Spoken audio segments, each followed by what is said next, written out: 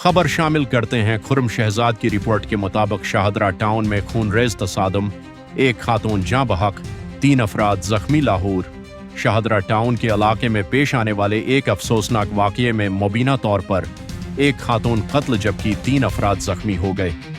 Police के मुताबिक वाक़ये के बाद जख्मियों को फौरी तौर पर अस्पताल मुंतकिल कर दिया गया, जहां उन्हें तबी इमदाद फराहम की जा रही है।